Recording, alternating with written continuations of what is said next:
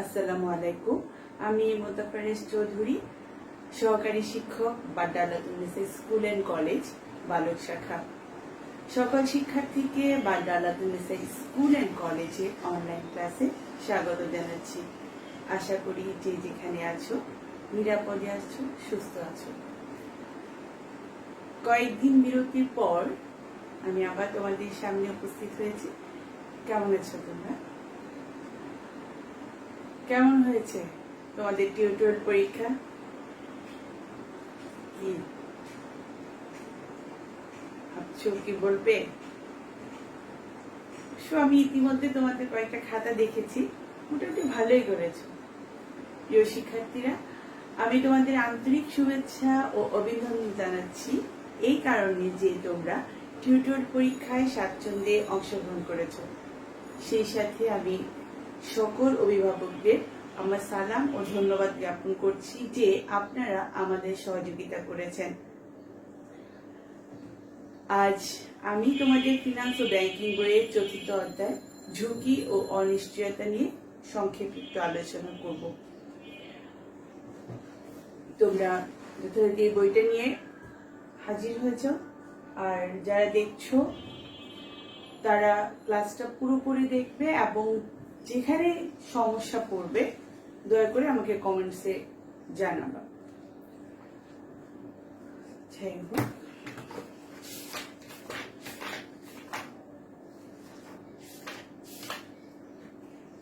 তোমরা পৃষ্ঠা নাম্বার ৩৯, ঝুঁকি ও অনিশ্চয়তা।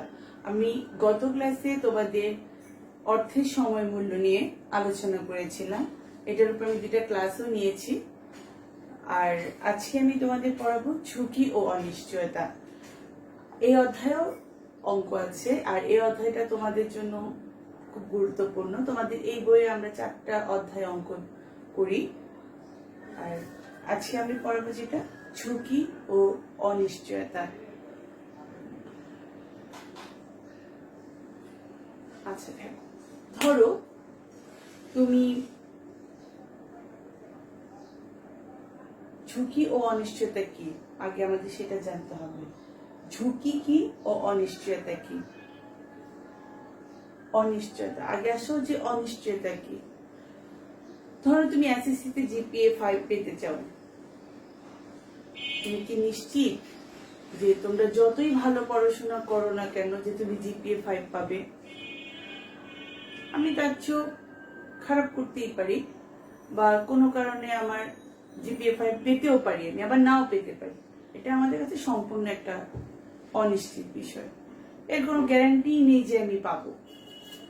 আচ্ছা, আবার ধরো এই যে আমরা এখন করোনার ভিতরে আছি, আমরা সবাই আশা করছি যে সামনের মাসে করোনাটা চলে যাবে, কিংবা সামনের মাসে একটা ভ্যাকসিন আসবে, আমরা আবার ভালো হয়ে যাব, আমরা আবার সুস্থ স্বাভাবিকভাবে জীবনযাপন করতে পারবো। আসলে কি ভ্যাকসিনটা আমরা পাবো, বা পেলেই যে সেটা আমাদের কাজে আসবে, বা আমরা আবার স্বাভাবিকভাবে চলতে পারবো, এটা কি আমরা সম্পূর্ণ নিশ্চিত?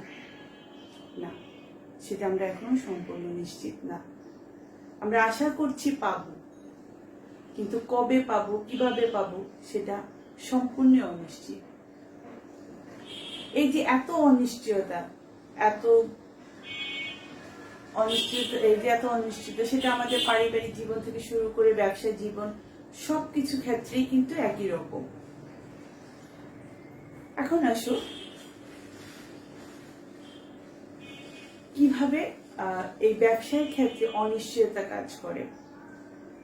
আমি তো একটু আগে বললাম, পারিবারিক থেকে শুরু করে ব্যবসায়িক জীবনের সমস্ত ক্ষেত্রেই এই জিনিসটা অনিশ্চয়তা। কিন্তু ব্যবসায়ের ক্ষেত্রে এই অনিশ্চয়তা কিভাবে কাজ করে? কারণ আমরা জানি ব্যবসার মূল লক্ষ্য কি। ব্যবসার মূল লক্ষ্য হচ্ছে মুনাফা অর্জন।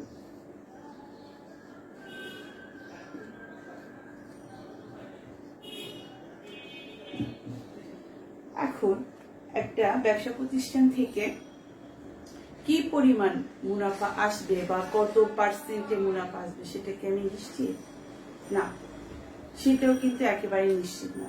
কারণ আমরা জানি ভবিষ্যৎ সব সময় অনিশ্চিত। ভবিষ্যৎ কি সব সময় অনিশ্চিত। এখন আসো, তাহলে তো আমরা মোটামুটি জেনেই গেলাম অনিশ্চয়তাটা কি। অনিশ্চয়তা হচ্ছে কোনো একটা জিনিস, যে কোনো একটা জিনিস যেটা ঘটবে বা ঘটতে পারে কিন্তু আমরা জানি না ঘটবে কিনা, এটাই হচ্ছে অনিশ্চয়তা। আমি আরেকটু ভালো করে তোমাদেরকে বলি যে ভবিষ্যতে কোনো একটি ঘটনা ঘটা বা না ঘটা সম্ভাবনা, সেটাকে যদি আমি গাণিতিক ভাষায় কোনো পরিমাপ করতে না পারি বা নির্ণয় করতে না পারি, তাকে বলা হবে অনিশ্চয়তা। এবার আসো, ঝুঁকি কি? ঝুঁকি কি? মাস্ক পরে বের হয়েছ, করোনা আসবে। ঝুঁকি হচ্ছে কোনো কিছু ঘটতে পারে এরকম একটা আশঙ্কা, বা আমরা ধরতে পারি ঘটতেও পারে, ঘটবে। ঝুঁকি হচ্ছে, ধরো, ঝুঁকি হলো দুটি জিনিসের মধ্যে একটা পার্থক্য হবে, বা আমি এটা আশা করেছি, হতে পারে আবার নাও হতে পারে। এখন দেখো, আমি যেটা নিশ্চিত জানি, ধরো আমি এটা জানি বা এটা আমার ঘটবে, এই ঘটা থেকে না ঘটা, এই যে দুটা জিনিসের ব্যবধান, সেটা হচ্ছে ঝুঁকি।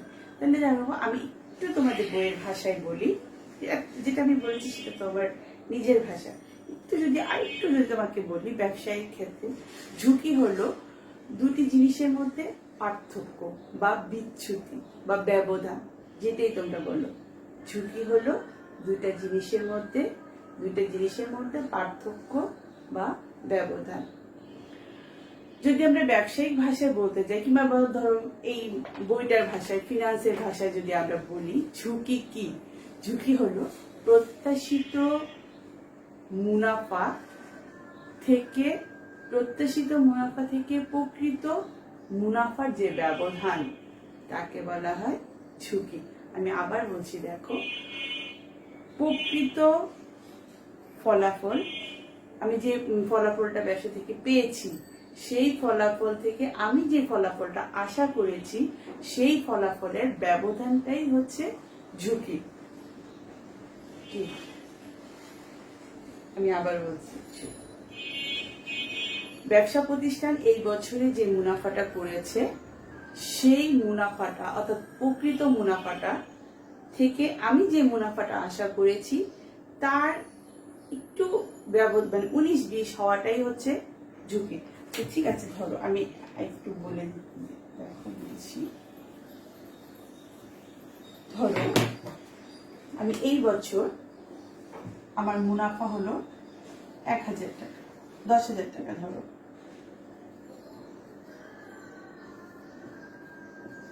আমি ব্যবসা প্রতিষ্ঠানে এই বছর আমি মুনাফা করলাম 10,000 টাকা, কিন্তু আমার প্রত্যাশিত মুনাফা ছিল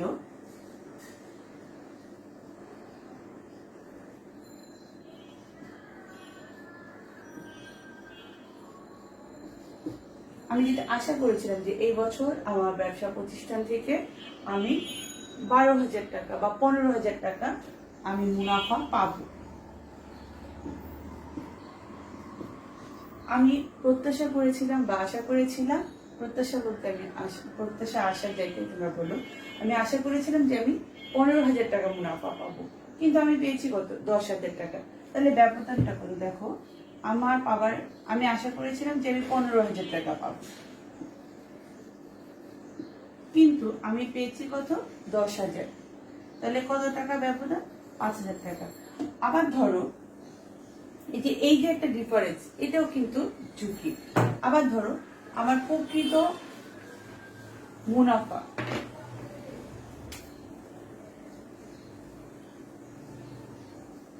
প্রকৃত মুনাফা 15,000, আর আমি আশা করেছিলাম যে আমি 10,000 টাকা পাই।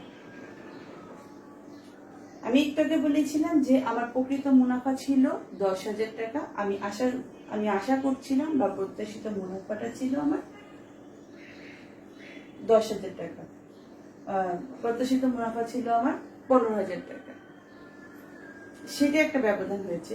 এখন আবার ধরো যে প্রকৃত মুনাফাটা হচ্ছে আমার 15,000 টাকা, আর প্রত্যাশা করেছি আমি 10,000 টাকা। এখন তুমি স্বাভাবিকভাবে বলতেই পারো যে একটু আগে যেটা ছিল সেটা তো আমার লস হয়েছে, যার জন্য এখানে একটা ঝুঁকি। তাহলে এখানে তো আমার লাভ হচ্ছে, তাহলে এখানে কেন আমার ঝুঁকি হবে? হ্যাঁ, এখানেও ঝুঁকি। আমি যেটা আশা করি সেটা থেকে যদি বেড়েও যায় তাও আমার ঝুঁকি হবে, আর যদি কমেও যায় তাও আমার ঝুঁকি হবে। কেন ঝুঁকি হবে সেটা আমি বলছি। সেটা হচ্ছে আমি যেই প্ল্যানটা করেছি, পরিকল্পনাটা করেছি, সেই পরিকল্পনাটা যথাযথ ছিল না বিধায় আমার এখানে ঝুঁকি সৃষ্টি হয়েছে। তাহলে এবার নিশ্চয়ই বুঝতে পেরেছ ঝুঁকি কি। ঝুঁকি হচ্ছে প্রকৃত মুনাফা থেকে প্রত্যাশিত মুনাফার যে ব্যবধানটা হয়, যে পার্থক্য হয়, সেটা কমও হতে পারে, বেশিও হতে পারে। বেশি হলেও আমার ঝুঁকি হবে, কম হলেও আমার ঝুঁকি হবে। আমার যদি অ্যাকচুয়ালটা হয় সেখানে আমার ঝুঁকি হবে না। কিন্তু যদি সেটা কোনো কম বেশি হয়, বেশি হয় তাও ঝুঁকি, কম যদি হয় তাও ঝুঁকি।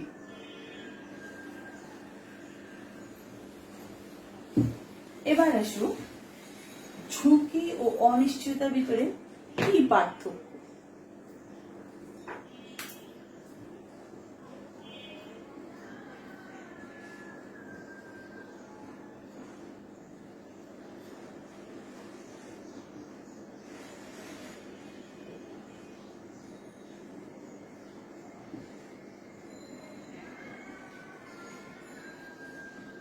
তাহলে এবার বলো তো ঝুঁকি কি।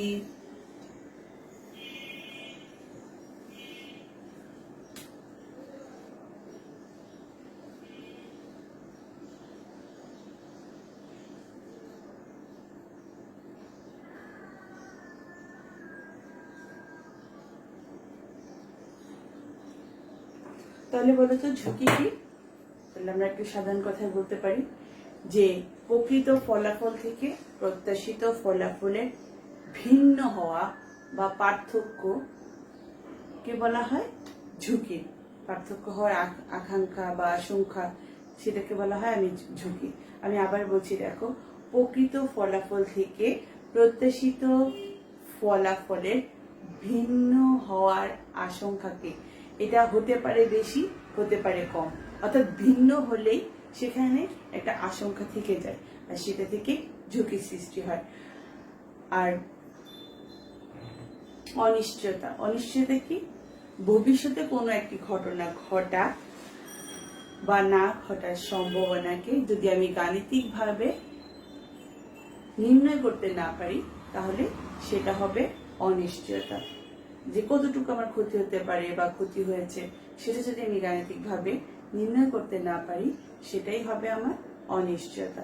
এবার আসো দেখো, ঝুঁকি কিন্তু পরিমাপ করা যায়। ঝুঁকি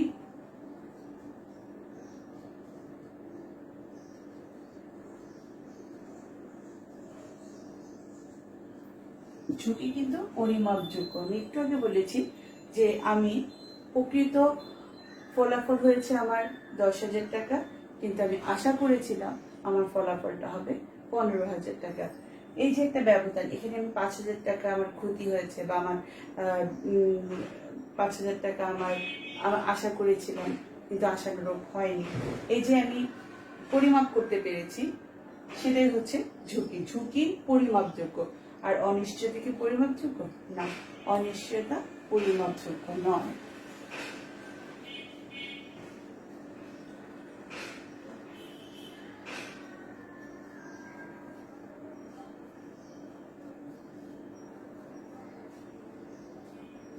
অনিশ্চয়তাকে পরিমাপ করা যায় না।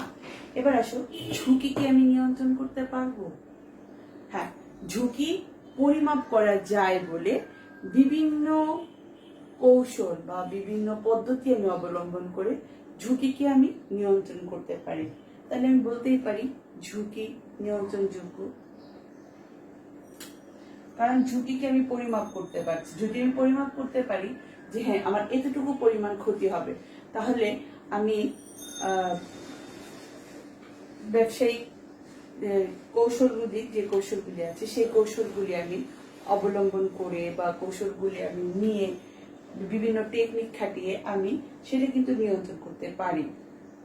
তাহলে ঝুঁকি নিয়ন্ত্রণযোগ্য।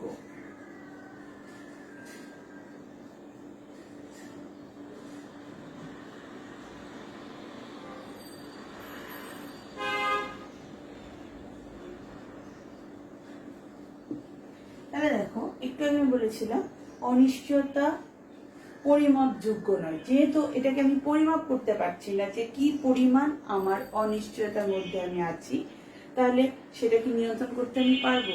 যেটা আমি জানি না সেটাকে আমি কিভাবে নিয়ন্ত্রণ করবো বলো? তাহলে অনিশ্চয়তা নিয়ন্ত্রণ যোগ্য নয়।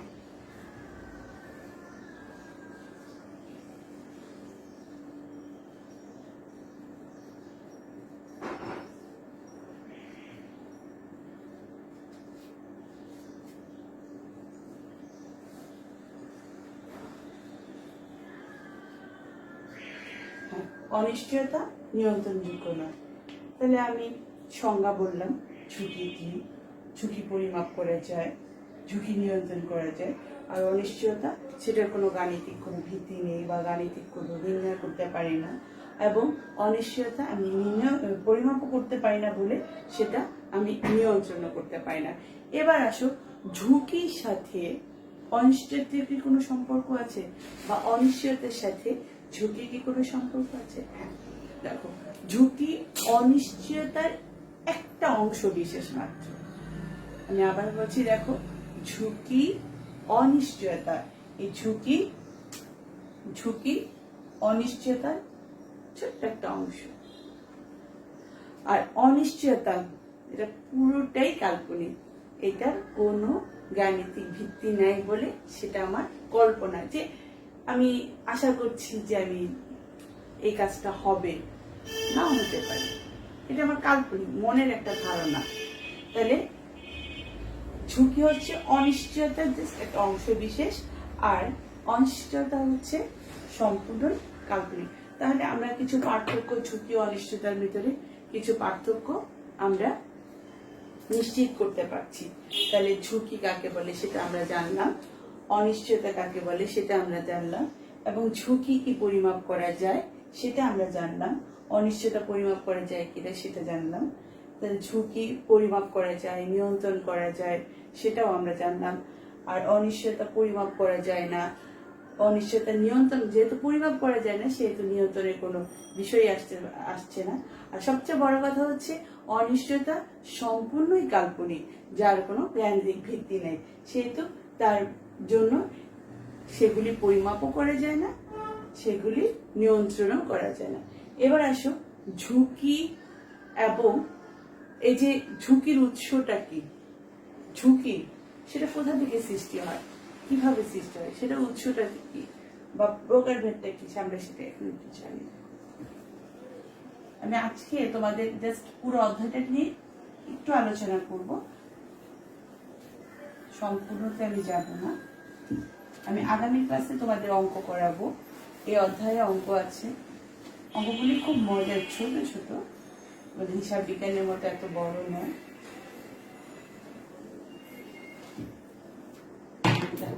ঝুঁকির উৎস,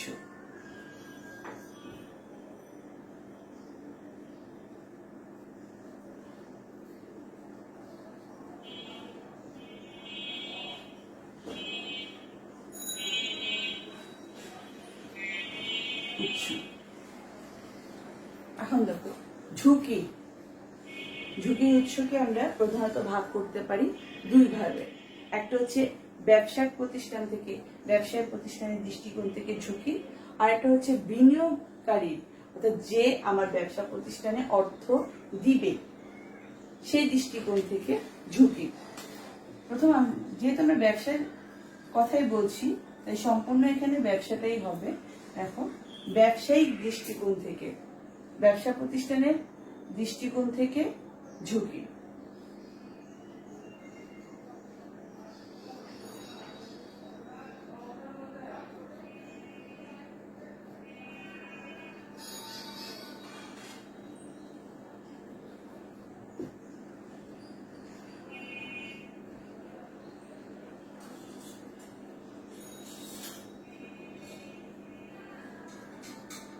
প্রথম হচ্ছে, এক নম্বর হচ্ছে ব্যবসা প্রতিষ্ঠানের দৃষ্টিকোণ থেকে ঝুঁকি, আরেকটা হচ্ছে যারা তোমার ব্যবসা প্রতিষ্ঠানে অর্থ দিবে, খাটাবে বা বিনিয়োগ করবে সেই দৃষ্টিকোণ থেকে ঝুঁকি।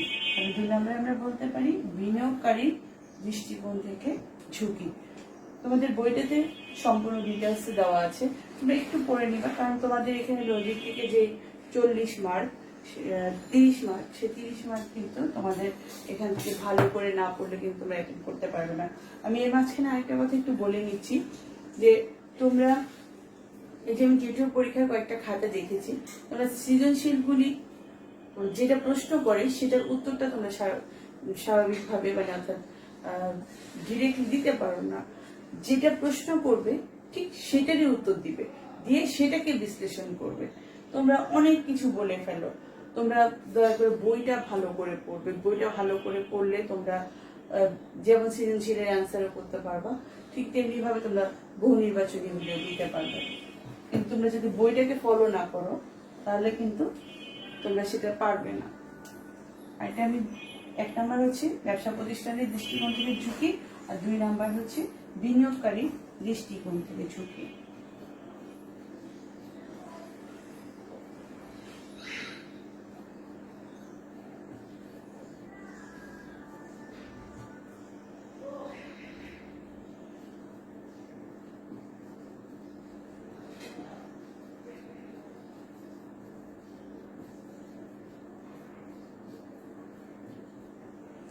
ঝুঁকি। এবার আসো ব্যবসা প্রতিষ্ঠানের দৃষ্টিকোণ থেকে ঝুঁকিকে আবার 2 ভাগে ভাগ করা যায়। একটা হচ্ছে ব্যবসায়িক ঝুঁকি আর একটা হচ্ছে আর্থিক ঝুঁকি। এখন এটাকে আমি ভাগ করতে পারি আবার 2 ভাগে।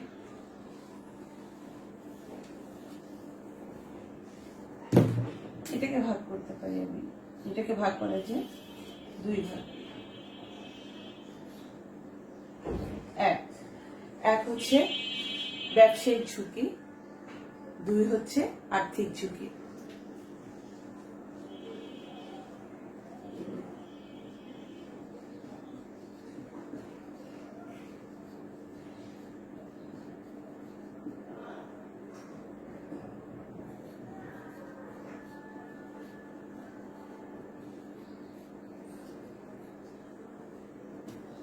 এবার আসো ব্যবসায়িক ঝুঁকি কি। কোম্পানি বা ব্যবসা প্রতিষ্ঠানের আয় থেকে পরিচালন ব্যয়, ব্যবসা প্রতিষ্ঠানের আয় থেকে, আমরা যে কোনো একটা ব্যবসা প্রতিষ্ঠানের মুনাফাটা হয় বিক্রয় থেকে বা আয় থেকে। এই আয় থেকে যদি আমি পরিচালন ব্যয় মিটাতে না পারি বা মিটাতে না পারার যে একটা সম্ভাবনা, তাকে বলা হবে ব্যবসায়িক ঝুঁকি। আমি আবার বলছি, দেখো, কোম্পানির আয় থেকে পরিচালন ব্যয় মেটাতে না পারার সম্ভাবনাকে বলা হয় ব্যবসায়িক ঝুঁকি। তাহলে এবার আসো আর্থিক ঝুঁকি কি। প্রতিষ্ঠানের মূলধন কাঠামোতে ঋণ মূলধন ব্যবহারের ফলে ঋণের সুদ ও আসল পরিশোধ করতে ব্যর্থ হওয়ার সম্ভাবনাকে বলা হয় আর্থিক ঝুঁকি। তাহলে আমরা বুঝতে পারলাম ব্যবসায়িক ঝুঁকি কি এবং আর্থিক ঝুঁকি কি। এবার আসো ব্যবসায়িক দৃষ্টিকোণ থেকে, বিনিয়োগকারী দৃষ্টিকোণ থেকে ঝুঁকি।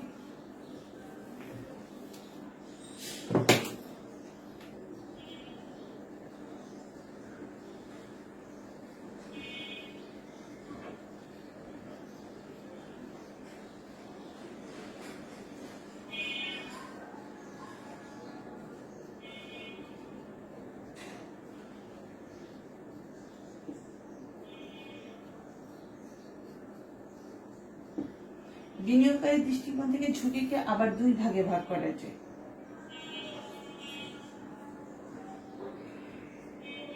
ব্যবসা প্রতিষ্ঠানের দৃষ্টিকোণ থেকে ঝুঁকিকে 2 ভাগে ভাগ করা গিয়েছিল। আবার বিনিয়োগকারী দৃষ্টিকোণ থেকে ঝুঁকিকে 2 ভাগে ভাগ করা যায়। একটা হচ্ছে সুদের হারের ঝুঁকি আর একটা হচ্ছে তারল্য ঝুঁকি।